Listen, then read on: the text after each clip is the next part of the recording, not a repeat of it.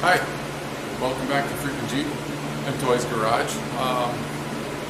Hope everybody's been having a good time with their Jeeps, and if you're not, apparently that's probably why you're looking here, right? So, a while back, rebuilt the engine in this thing and put in some new, cheap, aftermarket O2 sensors. And wouldn't you know, you get what you pay for, I'm going to tell you that. The first set, you know, when they came to the door, I got a set of 4 of them. One of the 4 was dead, DOA, didn't work. So I emailed the company. They did good on it. Sent me a new one, replacement, no problem. I answered a few questions. They want to know how I knew it was bad and stuff like what it was causing. And what it was causing was it was reading my exhaust as being too lean, when actually it was running way too rich.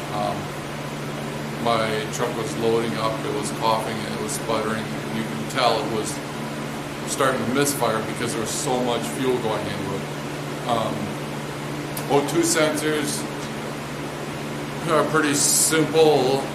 They read the exhaust for the amount of oxides in them and convert that to electrical signal, and the computer uses that, your engine computer uses that to either add a little bit of fuel or take a little bit of fuel away and as it's running. So it runs optimal or close to optimal. And if you look at like on a scanner or something, your scan tool, if you have the ability to watch an O2 sensor, you will see it generate anywhere from, it'll toggle. I'm going to call it toggle. We call half a volt, we call optimum, or in the middle, center, whatever you want to call it, okay? It'll float, if you watch an O2 signal, it'll float high, and it'll float low, and then it'll float high, and then it'll float low. And that is because the engine computer is reading the exhaust, it sees, okay, so I'm a little low on fuel, I'll add. So it adds a little bit in a couple of steps, and then all of a sudden, it says, yep, now I'm a little over, and then it starts rolling it back until it's at bottom mark again, and then it starts rolling back up, and it makes this, I'm calling it toggling, because it's above, below, that half volt line.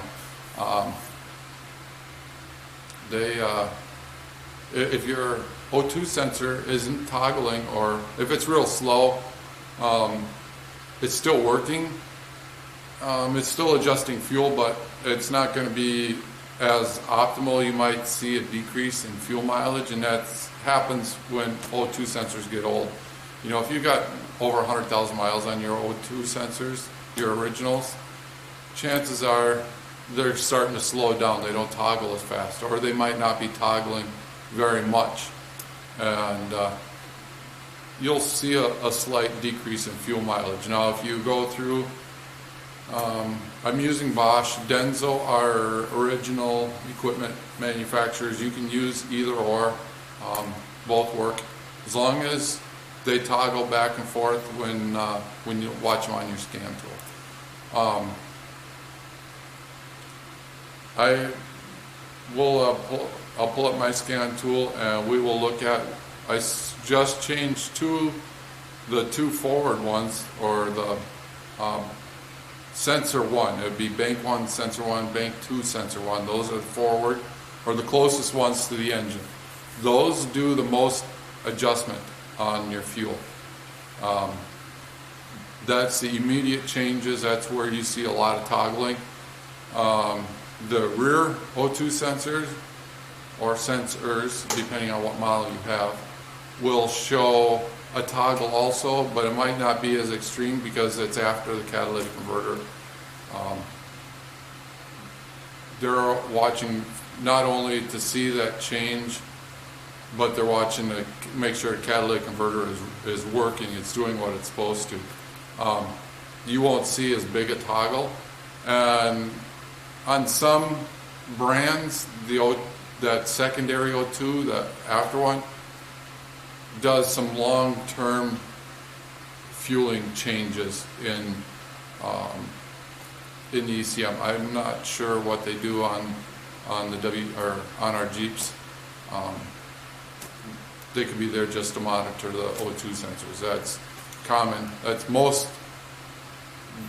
That's their most important job, is to make sure the catalyst is doing its job. If you're starting to get catalytic converter codes, it could be your rear O2 sensor, or it could be the catalytic converter going bad.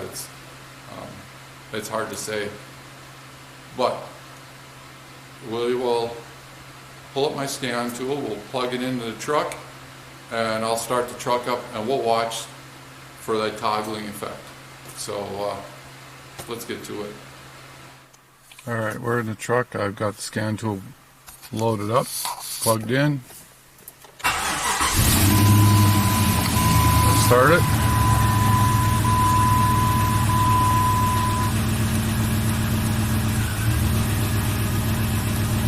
See, we're in open loop. There's a countdown here. It stays in open loop for 30 seconds. It gives the O2 sensors time to warm up.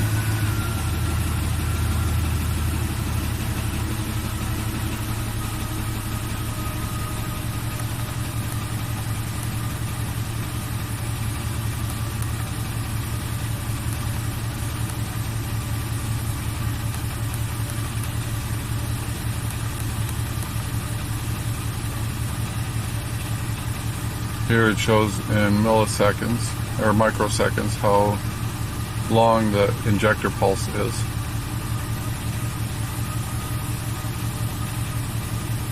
They look to be real consistent with each other. O2 sensor heater relay is off. Okay. Here's where I'm saying you can see it toggling. Okay. Here's a graphical read, or you can see the voltage here. You see it goes low, and then it goes high, and then it goes low, and then it goes high. Both of them are doing that. I just put in a new O2 sensor on this right hand side. I did the left one a week ago.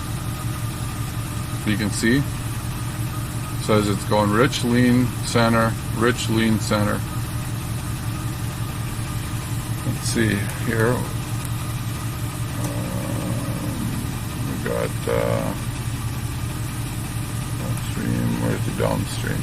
Okay, we got left downstream is running really, really high, and the right downstream is flatlined on us. So it looks like this right one is dead.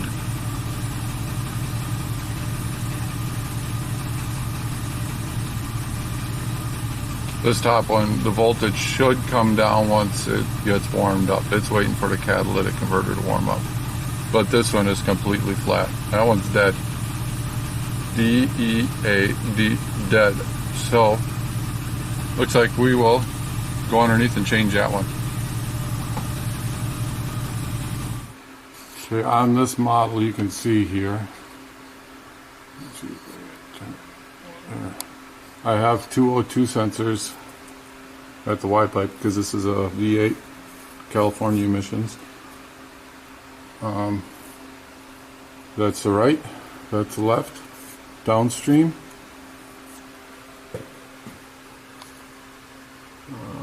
Let's see. There's the right upstream, and then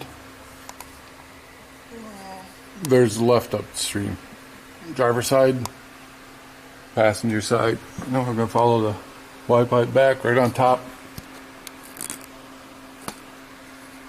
You can see that one. I got to pull out and change, I believe, unless I got them backwards or something, which is totally possible. But we'll unplug it and verify it.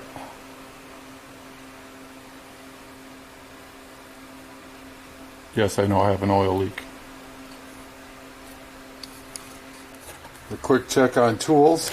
This is what we'll be using. We got a flex head ratchet, got O2 sensor socket.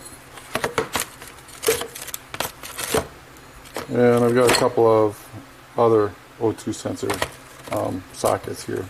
This is a kit I bought off of one of our favorite shopping websites. And that's what we're going to use to take those O2 sensors out.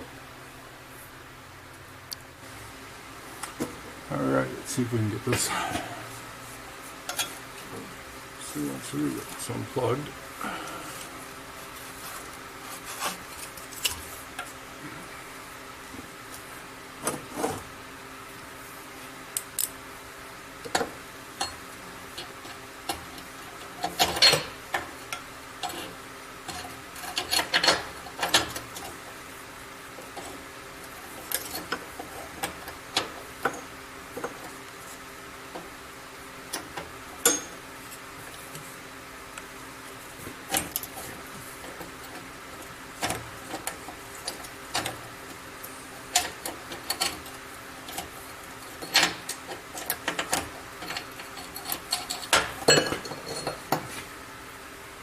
Flex head ratchet works good so that you can get on these goofy angles in here.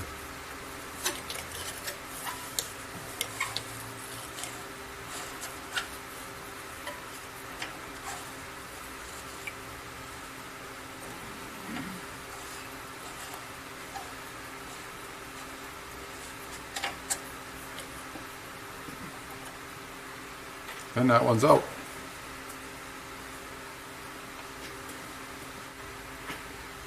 Okay, put a little anti-seize on there.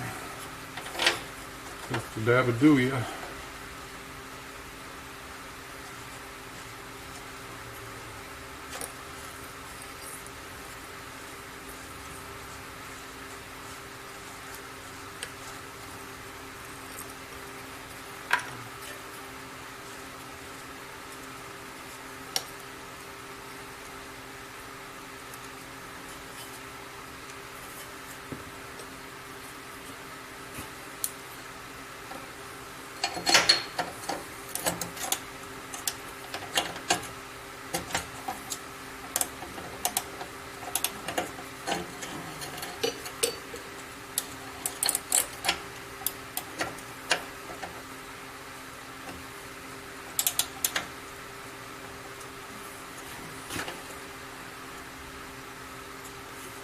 Okay.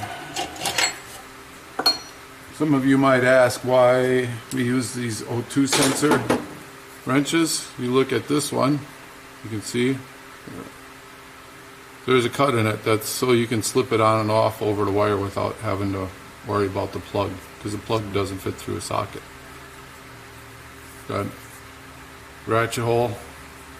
I got this one, and then in the bunch you get one that's a little taller, and then you get an actual socket. The socket works better than these do, in my opinion, but you can't always fit the socket in there. So got that, we got it in, plug it in, and we will go check it.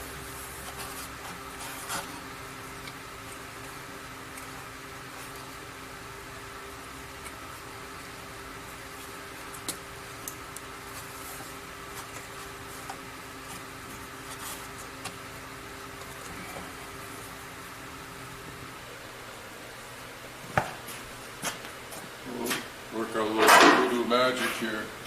Ooh, come down to the ground.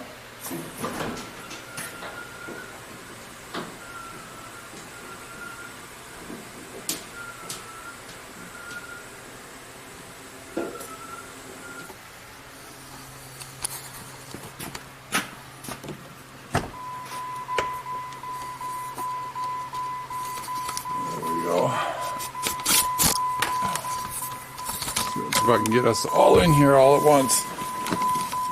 You in the back, move over. Gotta get us all in here. Right? Okay, here we go.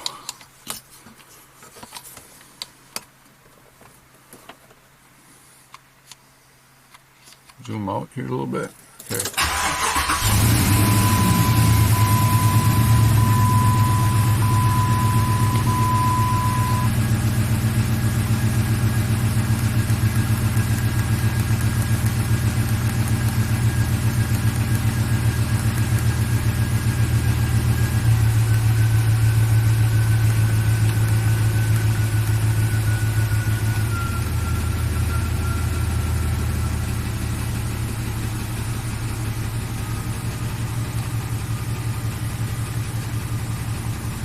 at that. They're both reading really high yet, but they're coming down. Well, the one is. That says it's heating up. It looks like the left one might be a bit defective also.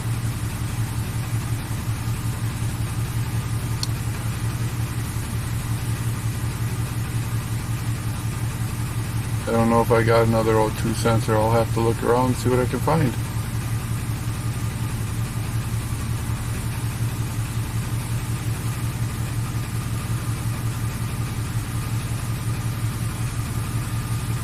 But that's how you check and replace.